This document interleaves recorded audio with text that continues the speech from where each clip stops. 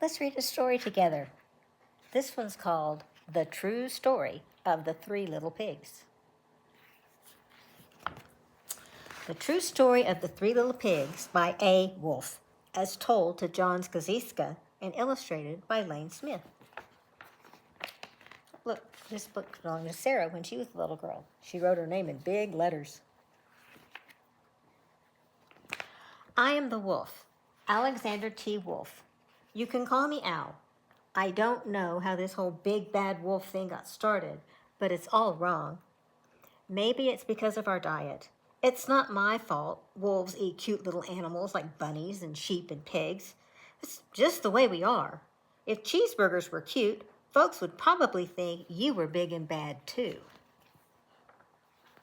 But like I was saying, the whole big bad wolf thing is all wrong. The real story is about a sneeze and a cup of sugar. This is the real story.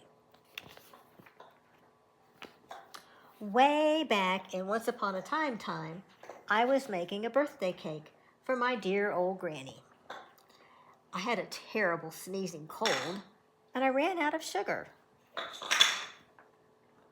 So I walked down the street to ask my neighbor for a cup of sugar. Now, this neighbor was a pig. He wasn't too bright either. He'd built his whole house out of straw. Can you believe it? I mean, who in his right mind would build a house with straw?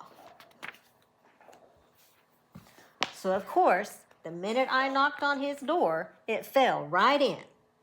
I didn't want to just walk into someone else's house, so I called, little pig, are you in? No answer.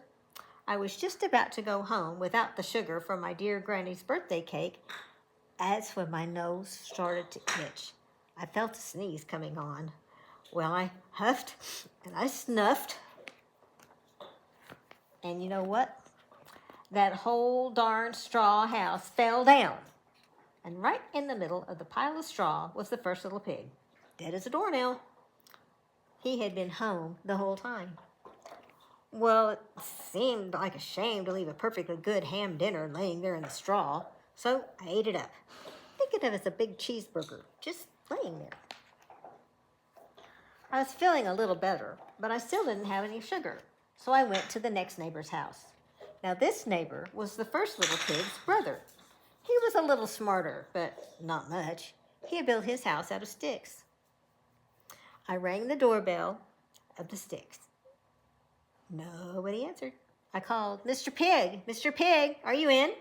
He yelled back, go away, you can't come in. I'm shaving the hairs on my chinny chin. I had just grabbed the doorknob when I felt another sneeze coming on. I huffed and I snuffed and I tried to cover my mouth, but I sneezed a great sneeze. And you're not going to believe it, but this guy's house fell down too, just like his brother's. When the dust cleared, there was the second little pig, dead as a doornail. Wolf's honor. Now, you know food will spoil if you just leave it out in the open. So I did the only thing there was to do. I had dinner again. Think of it as a second helping. I was getting awfully full, but my cold was feeling a little better, and I still didn't have that cup of sugar for my dear granny's birthday cake. So I went to the next house. This guy was the first and second little pig's brother. He must have been the brains of the family because he had built his house with bricks.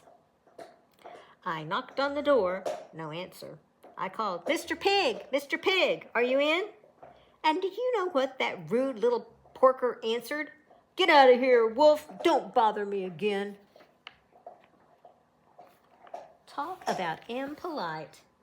He probably had a whole sack full of sugar, and he wouldn't give me even one little cup from my dear sweet granny's birthday cake. What a pig. I was just about to go home and maybe make a nice birthday card instead of a cake when I felt my cold coming on. I huffed and I snuffed and I sneezed once again. And the third little pig yelled, and your old granny can sit on a pin.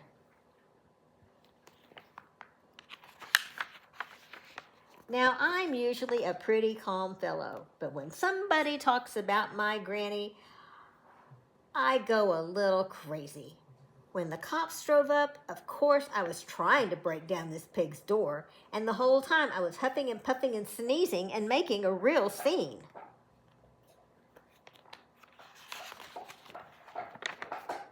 The rest, as they say, is history. Now, the news reporters found out about the 2 pigs I had for dinner, and they figured a sick guy going to borrow a cup of sugar didn't sound very exciting.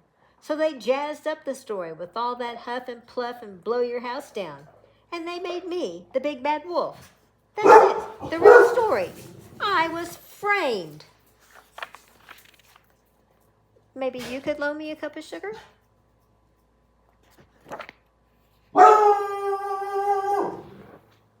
dogs are excited.